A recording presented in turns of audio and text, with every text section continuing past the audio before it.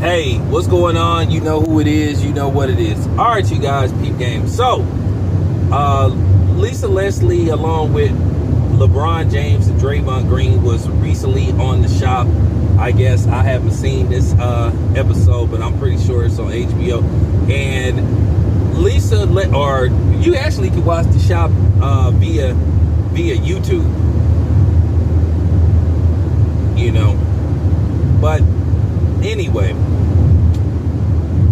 so Lisa Leslie was talking about the heartache and basically some other issues that's going on with the WNBA, about how it doesn't get the support it deserves or it should get, and how they don't make the money that NBA players make. And they were saying that basically she was kind of asking and suggested that maybe NBA players should donate some of their salary to increase the salaries of the WNBA. And Draymond Green went off and he was like, hey, we are the biggest supporters of the WNBA. Now, I didn't know this, but this was revealed by Pink Book Lessons. And shout out to Pink Book Lessons. She basically said that, hey, it appears that they have this policy where they don't show NBA players in attendance for WNBA players, which I think is stupid, but that's one of their policies, because they feel like it would overshadow the women playing sports. Well, at the end of the day, you got to give or take, but it just proves the point that I've been saying for the longest, that the male athletes are the bread and butter. They are the money.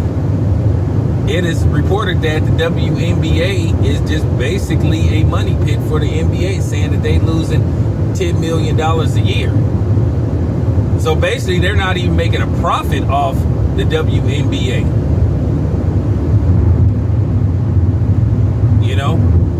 It's just really a tax write-off. And they're saying, I think the highest paid WNBA athlete makes maybe about $250,000 a year, which to me, that's still enough money to get by. I wish I made $250,000 a year. Sort of kind of reminds me of Marquise Jackson crying about only getting $700 in child support, which, whatever, man. And I'm gonna talk about that again as well. Do I believe that NBA players should donate their hard-earned money to WNBA players? Absolutely fucking not. And see, this is where the hypocrisy come in with these feminists, the girl power movement and all this kind of stuff. They're equal. Okay, where they at? They talk all this women empowerment stuff and girls can do this or girls can do that. But you see Malika Andrews don't be asking to cover the WNBA. You ain't never saw none of those NBA female analysts basically say that ESPN and ABC need to feature more and do features on WNBA players, because at the end of the day, nobody cares about the WNBA, not even women. Just like women don't really support women's boxing. Women don't really support women boxing. It's us men. And that's why and she may not care, and that's why I had to call Carissa Shields out on some of the comments she was making when she was making those feminist remarks about women in boxing, because most of her supporters, if not all her supporters, happen to be men. You don't see women making videos about Carissa Shields. You don't see women talking that girl power stuff. You don't even see none of these black feminist Nazis talking that stuff. So at the end of the day, y'all feminists are exposed for the frauds and hypocrites that you are. You talk so much shit about girl power, female and empowerment and all this kind of stuff, but you sure don't see those stands filled with women. You know why? Because y'all rather watch the men. So that just goes to show you, for the frauds and hypocrites that you are, it's easy to expose y'all. No, you only want to be around, you feel like you equal to the men. You only want to cover the men's sports, but you don't give a damn about your own. Same thing with the alphabet community. They want to insert themselves in everybody else's situations, but when they have their own theme, they get their own project, then guess what? They don't go support it, and then have the audacity to blame other people. And this is probably what they're gonna try to do as this situation gets deeper. They're gonna try to blame the men for not support the NBA players for not supporting the WNBA when it's up to them to do it. Because at the end of the day, we all know that women don't like to take accountability for anything. It's their fault that the WNBA is failing and have continued to fail, and that basically is nothing more than a money pit tax write-off. Absolutely not. Those NBA players should be forced, or even it shouldn't even be suggested. And I'm sorry, I love Lisa Leslie. I got a lot of love for her, but no, I don't agree with that. I'm not rolling with her on that, because at the end of the day, all this stuff, when they was even having this argument, should they get paid what men are making? Absolutely not. You're not selling jerseys. You're not selling sneakers. You're not selling tickets. And it's that simple. If you were holding your weight, then absolutely.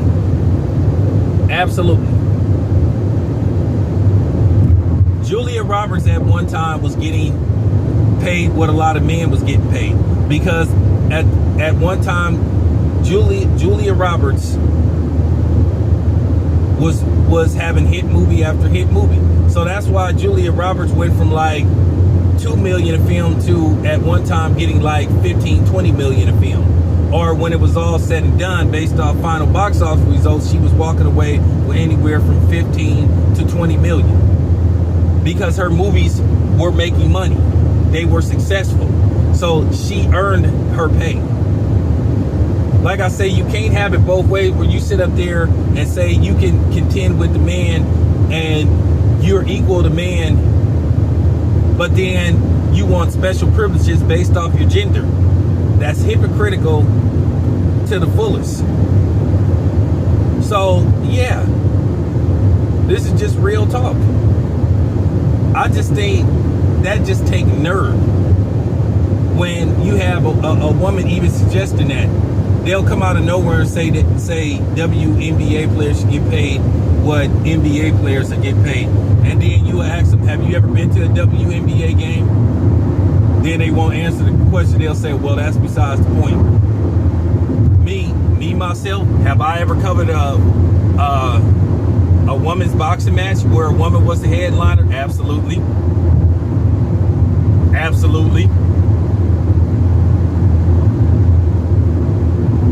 And I have talked about women's boxing, and I have embraced it because actually it is quite exciting. Alicia Baumgartner and Micaiah Mayer put on a good show. Carissa Shields had a dominant performance. So yeah, it's a good product. But guess what? Like I said, you got men only really talking about it. So like I said, if you women want us to support certain things that showcase women, then practice what you preach. You support it. But what you ain't gonna do is try to blame men. What you're not gonna do is not accept your accountability and what role you are playing in continuing this lack of support. But like I said before, you don't see none of those ESPN women analysts asking to cover female sport. Do you see them asking to go cover a boxing event that features women boxers?